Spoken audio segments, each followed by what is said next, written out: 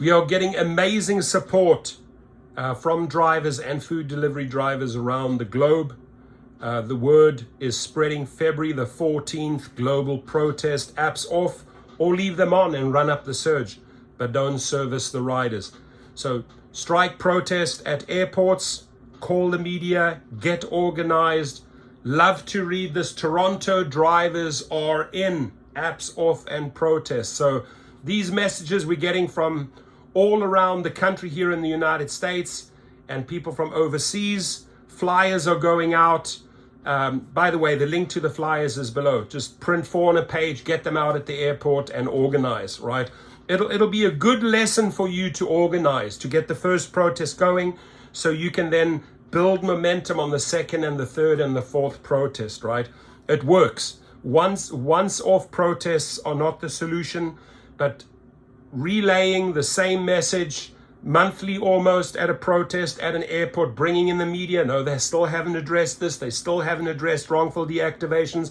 They still haven't addressed the money our poor pay. They still haven't addressed the stealing, the tip baiting and all of that bullshit. They still haven't addressed safety. You get to re-educate the media and re-educate the public that they're fast asleep until they do something.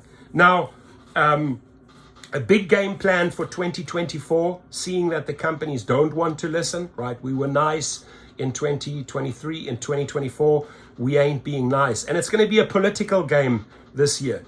So I know I talk a lot to Sergio Vida, and we're going to turn more to political playbooks. The political arena is something I understand extremely well. I've learned that from my father. My father was a political advisor to several presidents, including Reagan, Gorbachev, Helmut Kohl, Nelson Mandela, right? As a little kid and as a teenager, I was surrounded and listened to a lot of these political conversations. I understand how people play politics, and we are, as gig workers, as an army of a few million gig workers, we are going to play politics this year. So they have certain super PACs and funds that they have set up to try and steamroll states or steamroll cities.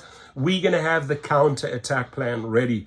So it'll take a lot of collaboration, a lot of learning. What did Mulder do?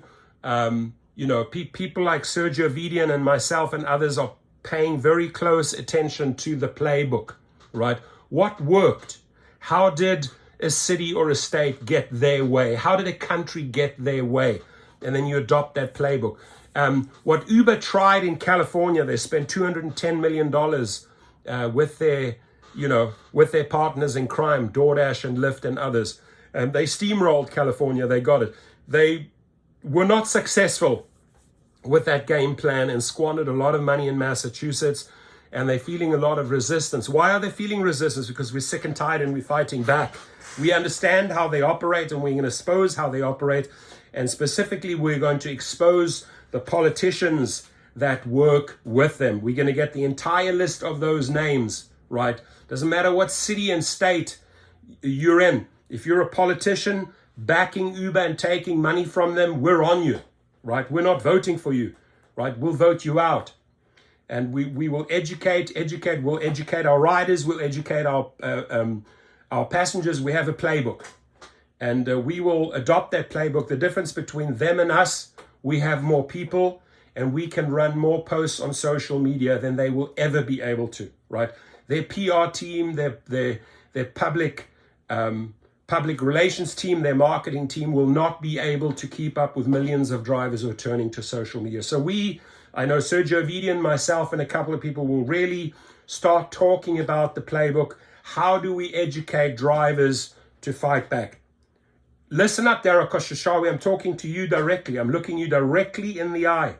David Risch, I'm looking at you directly in the eye. Tony West, I'm looking at you directly in the eye. Lindsay Llewellyn, Kristen Zverchek, I'm looking directly at you in the eye. Tony Zhu, I'm looking at you directly in the eye. I'm not afraid of you.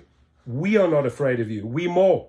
So whatever bullshit you're trying to concoct, we've already smelt your shit. We know what you're up to, and we're going to counter it. We're going to go better. We'll show you. We'll play the game of politics all day long. The difference between you and your money and us with our army of voters, we'll see how this plays out. I'll tell you, we'll get more votes than you can ever buy votes. right? They'll try and buy the votes.